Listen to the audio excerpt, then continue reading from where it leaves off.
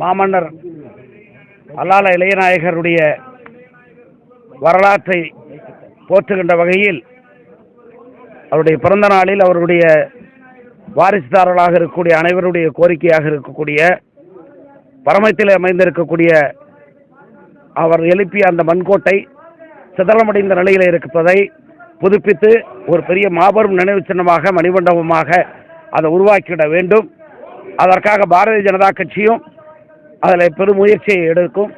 அதே நேரத்தில் தொல்லியல் துறை மூலமாக மத்திய அரசு மூலமாகவும் அதற்கு உரிய நிதியை வழங்கி அது ஒரு மிகப்பெரிய வரலாற்று சின்னமாக உருவாக்குவதற்கு பாரதிய ஜனதா கட்சி உறுதுணையாக இருக்கும். பாராட்டத்தக்கது.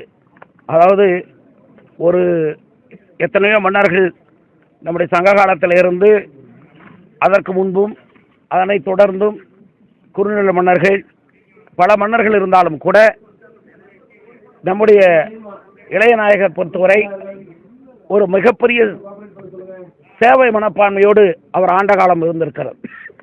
இன்றைக்கு இந்த பகுதி வளமாக இருக்கிறது என்றால் அதற்கு காரணம் இவருடைய பணிதான். இந்த நாம் நின்று கொண்டிருக்கிற இந்த அணை அமைப்பதற்கு அதனைத் தொடர்ந்து ராஜவாய்க்கால் மூலமாக மிகப்பெரிய பாசன பகுதியை இந்த பகுதியிலே உருவாக்குவதற்கு காரணமாக இருந்த மாமன்னர். இவரை தவிர்த்து இவர் இல்லாமல் இப்படி ஒரு நிகழ்ச்சி நடந்திருக்குமே ஆனால் நிச்சயமாக நடந்திருக்க முடியாது. ஆக ஒரு வரலாற்றில் மன்னர்களாக இருந்தவர்கள் ஆண்டார்கள், பல படையெடுத்தார்கள் என்றெல்லாம் இருந்ததை விட மக்களுக்கு என்ன செய்தார்கள் என்று பார்க்கிற போது அதில் வரலாற்றிலே முதன்மையானவராக இருப்பவர் மாமன்னர் இளையநாயகர் அவர்கள். ஆக அந்த வகையிலே இவருக்கு அரசு விழா எடுத்திருப்பது அது முந்தைய அரசு அனைத்து இந்திய அண்ணா திராவிட முன்னேற்றக் கழகம் ஆண்ட காலத்திலே அவர்கள் இதற்கான அறிவிப்பை வெளியிட்டிருப்பதும் அவர்களுக்கும் பாராட்டு. அதே போல் தொடர்ந்து அவர்கள் தானே அறிவித்தார்கள், நாங்கள் இதற்கு செய்ய வேண்டும் என்று இல்லாமல் அதை தொடர்ந்து செய்திருக்கக்கூடிய இந்த அரசுக்கும் பாராட்டு. ஆக இது தொடர்ந்து இன்னும் நல்ல முறையில் நடைபெற வேண்டும்.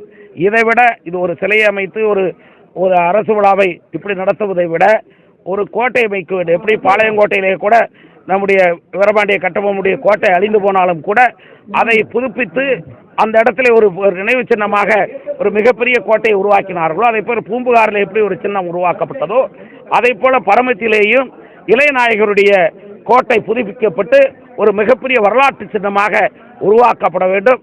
அதற்கு மத்திய அரசு மூலமாக என்னென்ன உதவிகளை செய்ய முடியுமோ அதை பாரதிய ஜனதா கட்சி செய்யும்.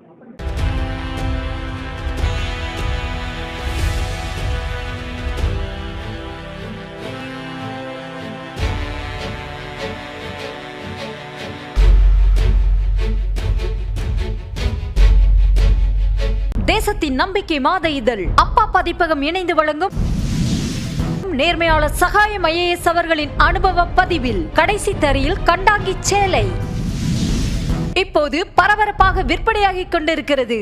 சென்னை புத்தக கண்காட்சியில் கிடைக்கின்றது. புத்தகத்திற்கு உடனே அழையுங்கள் 701002 9823 9315077173 மற்றும் 8925917667. கடைசி தரியில் கண்டாங்கி சேலை.